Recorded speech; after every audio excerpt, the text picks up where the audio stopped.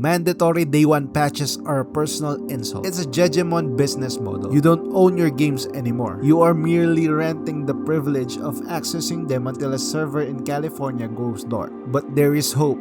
There is resistance. July might have ended, but support for physical media is still going strong. That being said, these are the games that release on full-on cartridge format for the Nintendo Switch 1 and Switch 2 during the month of July.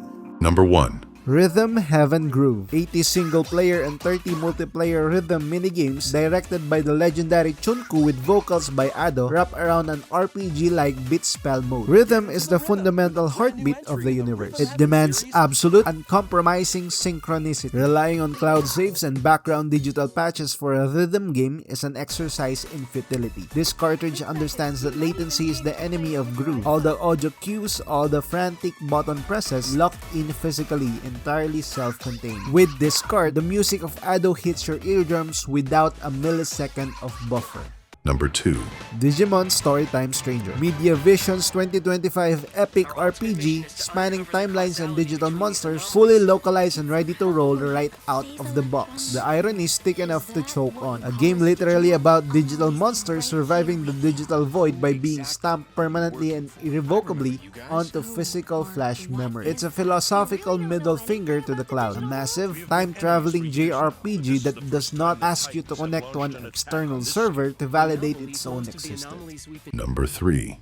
Moonlight Peaks, a supernatural life sim where you trade the misery of modern reality for the charms of being a vampire. When the world feels like a burning dumpster fire, you don't want to play a game that reminds you of a digital infrastructure and account security. You want to be a vampire. You want to raise mystical crops. You want to flirt with a werewolf. This is pure, unadulterated escapism, and the fact that it's on a cartridge means your magical retreat doesn't depend on whether or not the publisher's servers are having a meltdown.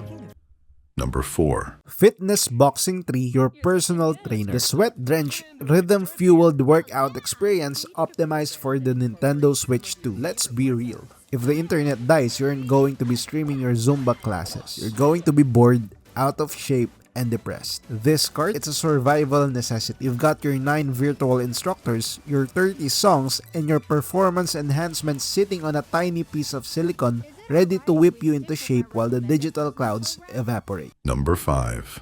Culdcept Begins. The legendary board game meets card game franchise returns, putting you in the shoes of Kamru at the Sept Academy. Dice, cards, tactics on a war-torn continent. Board games and card games are the ancestral roots of human play. They are tactile. They require you to touch the pieces, to feel the cards. Culdcept Begins honors its analog roots by refusing to be a mere digital phantom. You own the deck, you own the board. Number 6.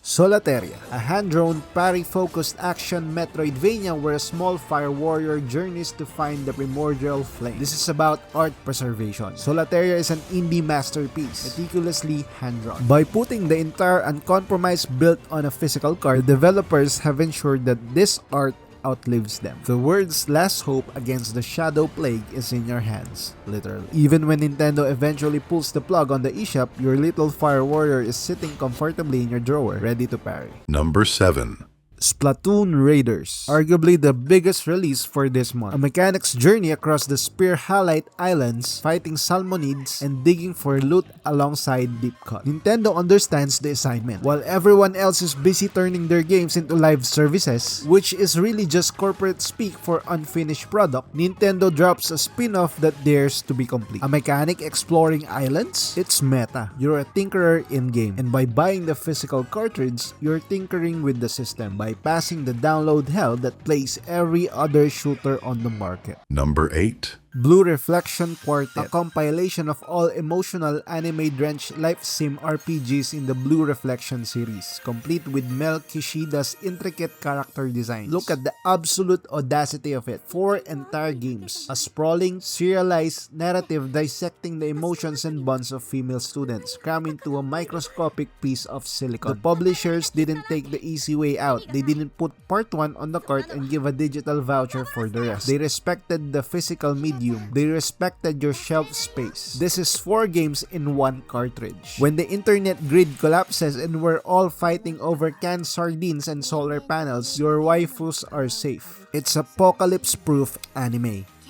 Remember, a physical cart is a promise, a download code is a threat. Keep your plastic close and your sanity even closer. Listen to me, the digital clouds will evaporate. The servers will inevitably burn, crash, or simply be unplugged by a corporate suit looking to save a few bucks on quarterly server maintenance. The digital storefronts will hit you with a 404 error. Your digital library is a temporary lease, an illusion, a ghost town waiting to happen. When the dust settles on the digital apocalypse, when the Wi-Fi routers of the world finally blink their last red LOS light, what will remain? Cockroaches and physical Nintendo Switch cartridges. That's all for today. Now is a good time to subscribe because we upload brand new videos every single week. And the best way to see them first is of course a subscription. So hit that bell and subscribe button. Thank you for watching the full video. If I may have forgotten any games, just comment down below and do not forget to follow or subscribe on my channel. Bye!